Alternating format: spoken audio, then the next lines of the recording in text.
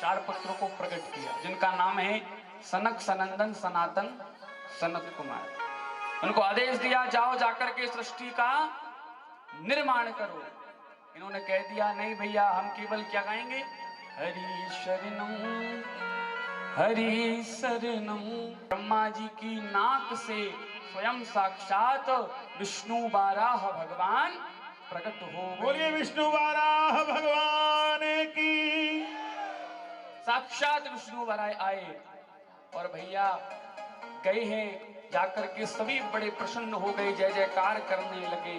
कहते भगवान हमारे साथ है तो किस चीज की चिंता है, पृथ्वी यही है। आज यहाँ पर पृथ्वी को अपने मुख में रख करके दांतों के बल लेकर के आए हैं और रखा है, और रख करके पुनः कहा है हिरण्याक्ष के कि महाराज देख, पृथ्वी तो मैंने रख दिया, तू पृथ्वी छूना मत।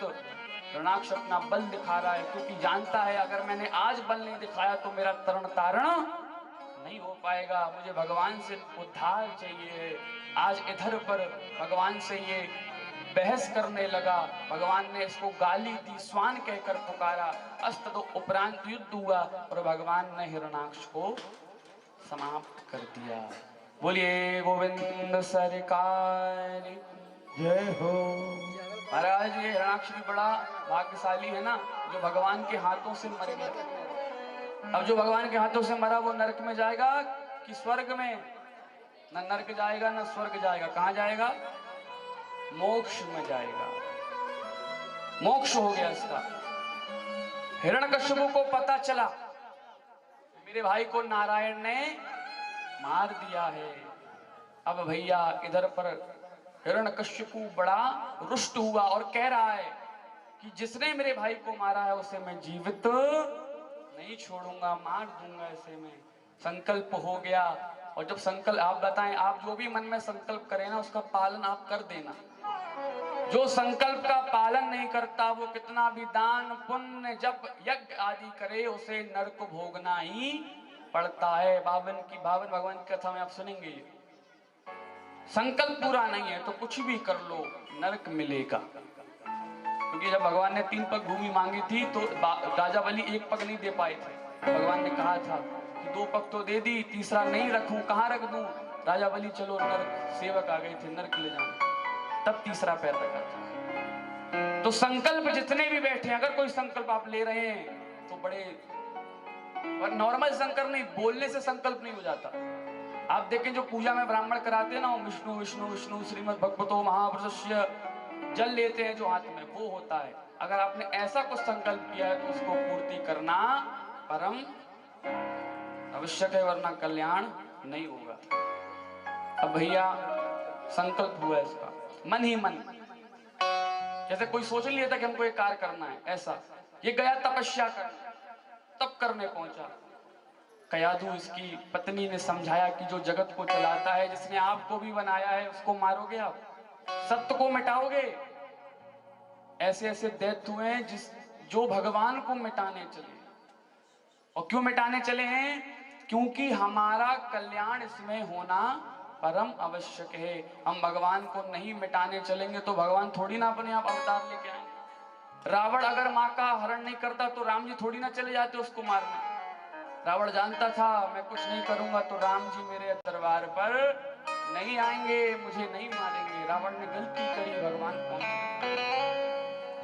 अब भैया आज इधर पर हिरण्यकश्यप पहुंचा, बड़ी घनघोर तपस्या कर रहा है, अंगूठे के पर खड़ा है, दोनों हाथ ऊपर है, नेत्र ऊपर है, और कह रहा है हरि ओम ब्रह्मदेवाय नमः। सारे देवता पहुंच गए। बोलिए संत भगवान की जय हो। आज सृष्टि जो ज्यादा चल रही है संतों की कृपा से ही चल रही है।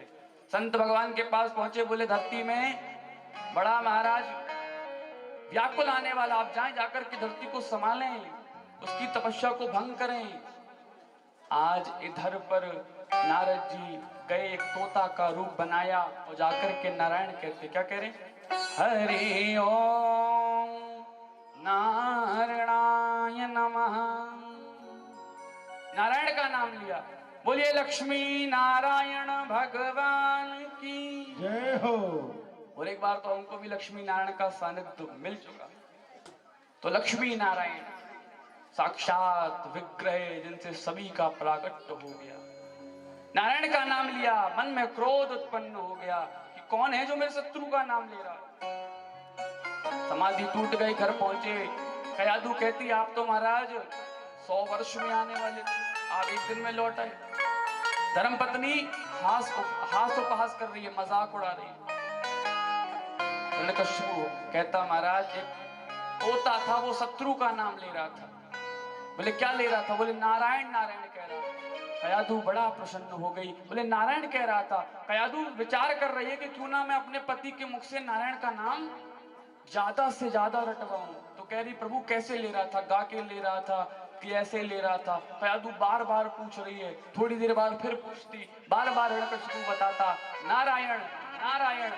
ऐसे करते करते 108 बार कयाधु ने अपने पति को नारायण नाम का जाप। आप लोग बोलेंगे नारायण नाम में कितनी दम है? नारायण नाम में इतनी दम है कि भगवान नरसिंह आ गए और अपने हाथों से कल्याण कर दिया। और बचा क्यों? क्योंकि नारायण का सहारा ले रखा था। आपने कथा सुनी होगी जिसका नाम था अजामिल। पुत्र को पुकारा था मरते समय नारायण। किसको पुकारा था? पुत्र का नाम था नारायण, पर नारायण आ गए थे, नारायण के पार्षद आ गए थे। नाम में वो ताकत होती। और मरते समय अच्छे अच्छे नाम नहीं ले पाते। ये रचना इतनी पागल नहीं है कि बचपन से नाम नहीं लिया और जब मरने का मौका है तो नाम निकल जाए, कभी नहीं निकलेगा। तो रसिक जो है जो लेते रहते उनके मरते समय नाम आता है। पहुंचा तपस्या, फिर पुनः तपस्या करने लगा। घनघोर तपस्या ही ब्रह्मा जी प्रकट हुए, कहते ब्रह्म ब्रुयाद वरदान मांगो।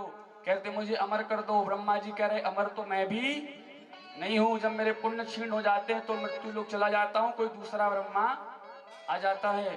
बोले क्या दूं? तब वरदान मांगा। क्या मांगा? ना ऊपर मरूं, ना दाएं मरूं, ना बाएं मरूं, ना अस्त्र से मरूं, ना शस्त्र से मरूं, ना नारी से मरूं, ना पुरुष से मरूं, 12 महीना में किसी महीने में ना मरूं। और भैया इस प्रकार के वरदान मांग रहा है। और आप विचार करना ब्रह्मा जी ने इसको वरदान क्यों दिया? क्या इसके ऊपर एहसान किया? एहसान तो किया नहीं।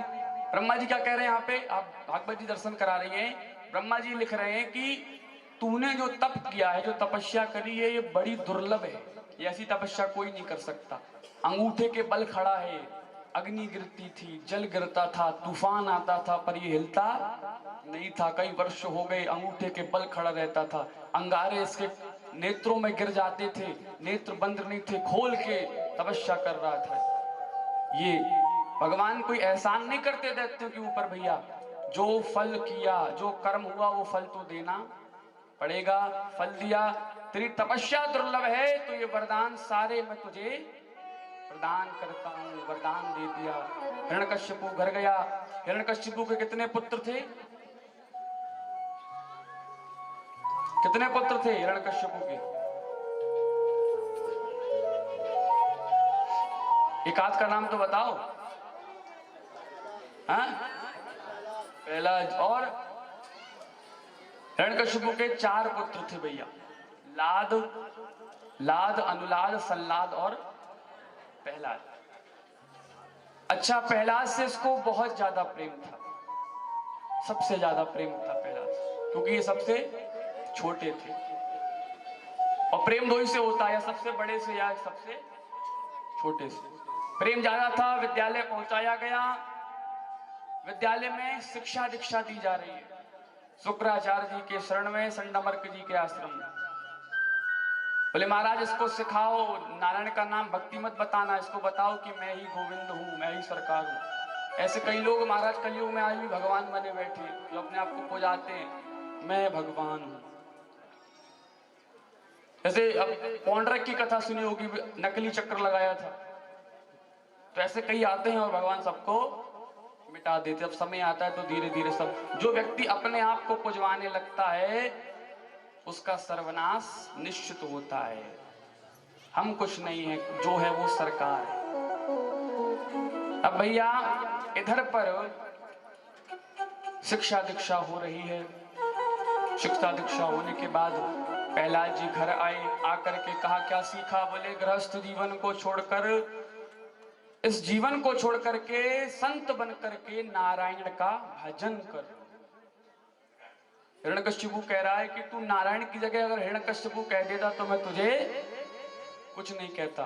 तू ये कह देता कि गृहस्थ जीवन को छोड़ दो और हिरण्यकशिपु का भजन करो।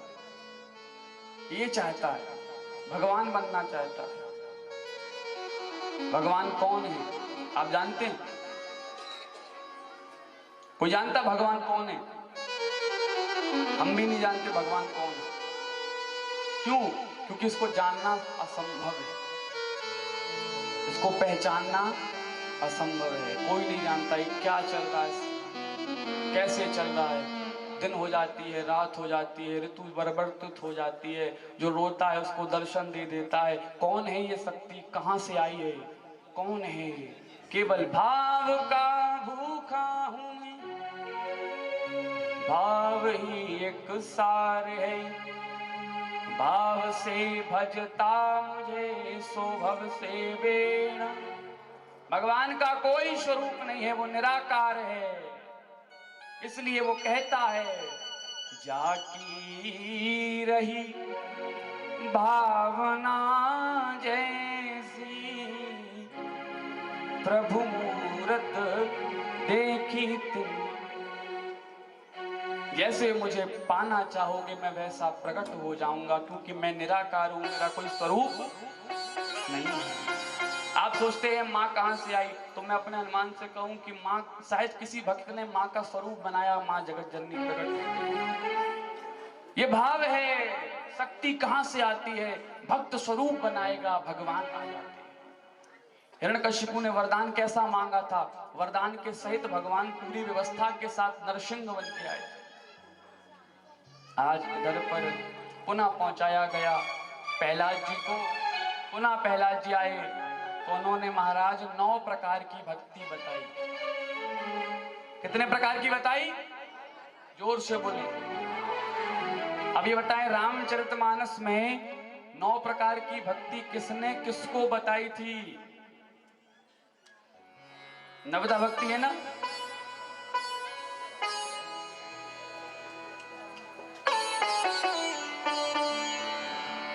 यहां 9 प्रकार की भक्ति बताई है। कौन कौन सी श्रवण करो? श्रवणम कीर्तनम विष्णु, स्मरणम पाद सेवनम,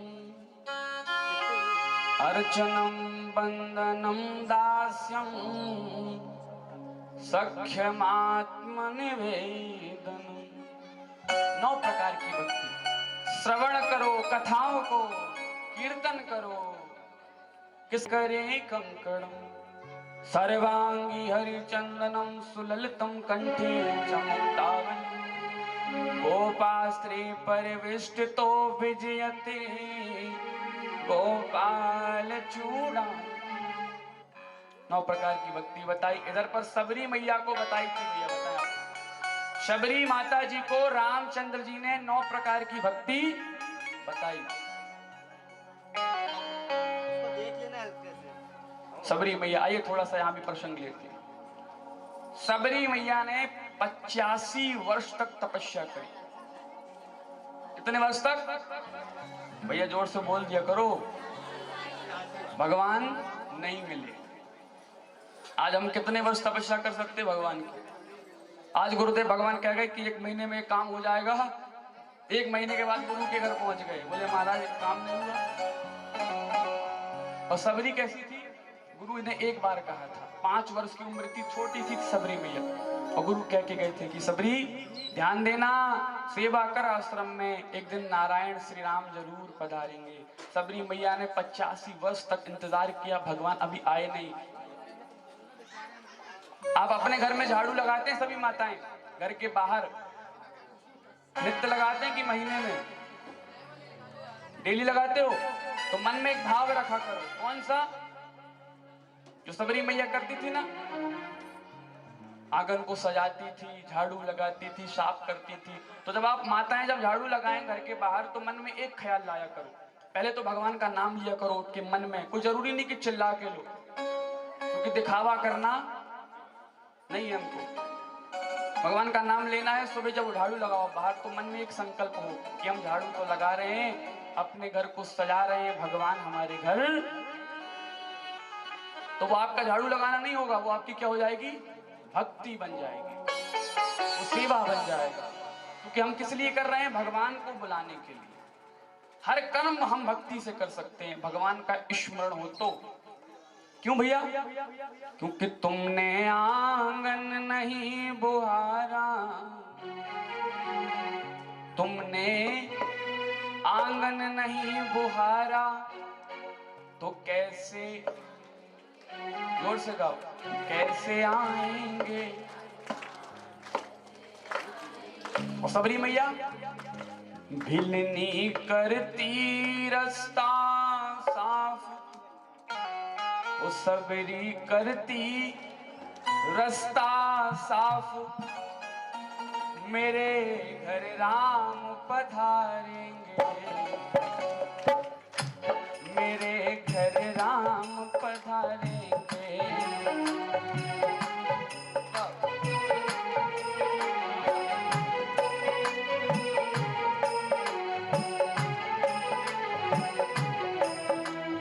भैया हाथ उठाएंगे सभी सीधे सीधे, और क्या कहेंगे, भिलनी करती रास्ता साफ, भिलनी करती रास्ता साफ, मेरे घर राम पधारेंगे, मेरे भगवान पधारेंगे। हाथ उठा के सीधे सीधे ताली बजाएंगे। वो सियावर रामचंद्र की,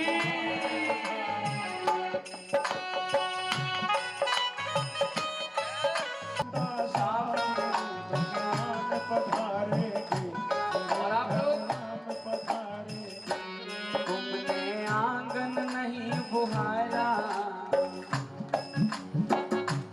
तुमने आंगन नहीं बुहारा, कैसे आएंगे भगवान, कैसे आएंगे भगवान। गुरु की आज्ञा सफल भई। गुरु ने कहा था भगवान आएंगे, और भगवान आए। लक्ष्मण है, मां जानकी है साथ में, राम सीधे सामने से चले आ रहे हैं, सबरी मैया खड़ी है और देख रही है भगवान आए। गुरु कह करके गए थे कि जब भगवान आए तो मेरा सबसे पहले प्रणाम करना। अति मंद अघार, राम जी स्वयं गा रहे हैं, कोई और नहीं बोल रहे। राम जी बैठे हैं, माँ बैठी है, सबरी हाथ जोड़कर बैठी है, राम जी गा रहे हैं। माँ मैं 9 प्रकार की भक्ति बताता हूँ, वो आपके अंदर सब है, पर जन कल्याण के लिए। प्रथम भगत संतन कर संगा, दूसरी रति मम कथा प्रसंगा। देखिए महाराज, ऐसे आप बैठेंगे आदत से सो हम गा नहीं पाएंगे, हाथ तो ऊपर ही रहने चाहिए, क्योंकि जब कथा चलती है तो आप हाथ उठाते थोड़ी हो, ये मौका मिला हाथ उठाएंगे सीधे सब।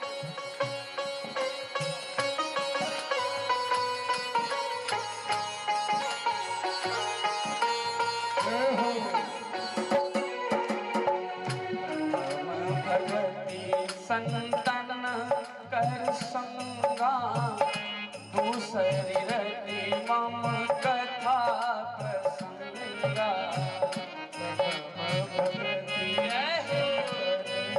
उठा लो प्यारे हाथ, उठा लो,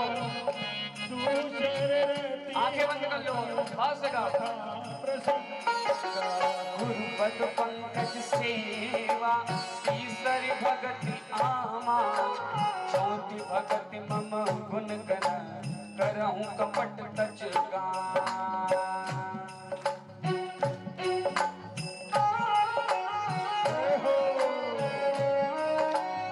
राम जी गा रहे हैं, सबरी मैया बैठी है, ताली बजा रही है सबरी मैया, वाह जय हो राम जी की भैया।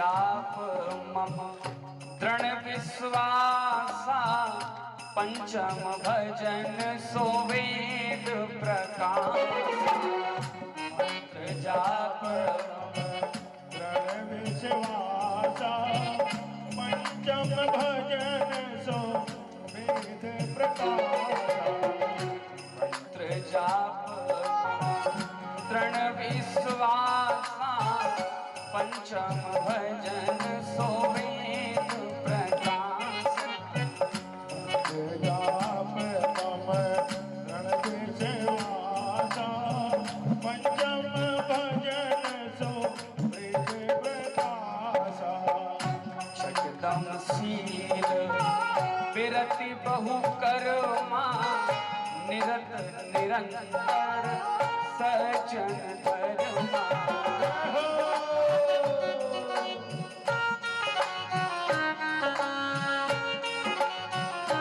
सारे बच्चों को कीर्तन करा रहे हैं। बोले ये भजन करने की उम्र नहीं है, भजन होता है बुढ़ापे में।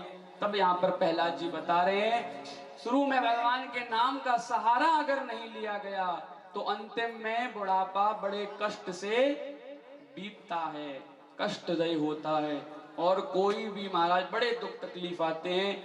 तब यहाँ पर बड़ी सुंदर बात कही, पद लिखा है अगर आपने अभी से भगवान के नाम का सहारा नहीं लिया भगवान तो आपको केवल और केवल आगे दुख ही दुख भोगने पड़ जाएंगे।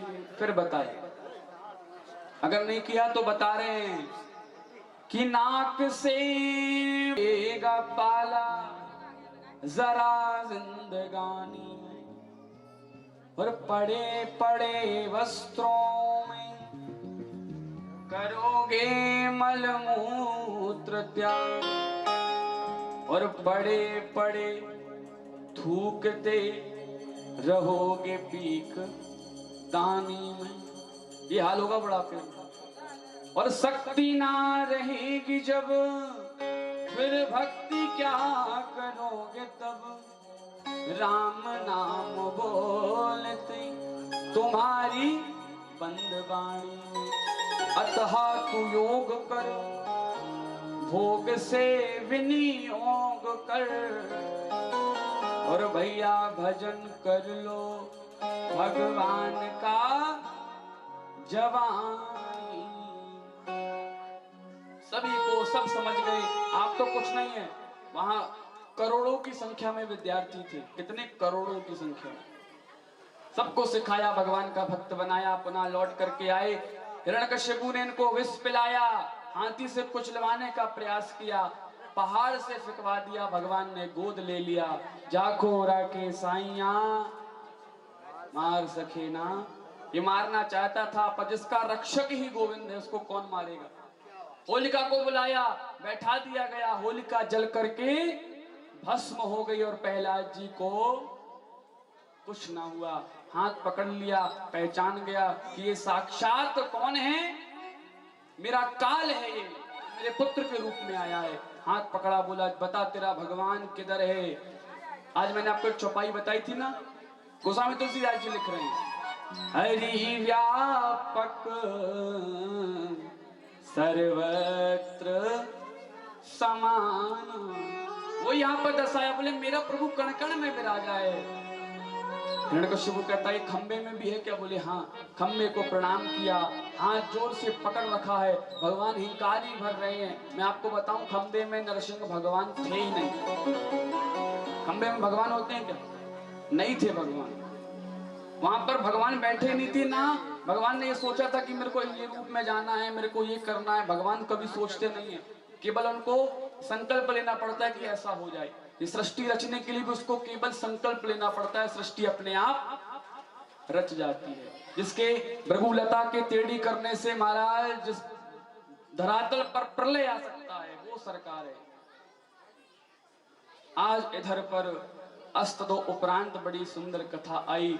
आज इधर पर प्रहलाद जी कहते हैं, भागवत जी लिख रही हैं, न केवलम में पुरुषस्य राजन सवै बलम बलिनाम चा परेशान परे वरे में स्थिर जंगमाय ब्रह्मादयो नवसम प्रणीत। मेरा भगवान में राजा है। ये गया जाकर के इसने खंभ में जैसे ही आज प्रहार किया तो नरसिंह भगवान वहां से प्रकट हो गए। बोलिए नरसिंह भगवान की। अब तालियां बजाइए जरा भगवान के लिए।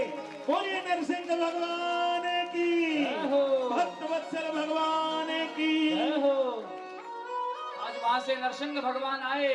भागवत कह रही है सत्यम विदातु निज भृत्य भासितम, जो अधर्म को मिटाने और महाराज धर्म की स्थापना करने आता है उसे ही नरसिंह कहते हैं। नरसिंह भगवान आए, जैसे एक बिल्ली को देखकर चूहा भागता है वैसे हिरण्यकश्यप भाग रहा है। कैसे डर नहीं रहा है, इनके स्वरूप से डर रहा है।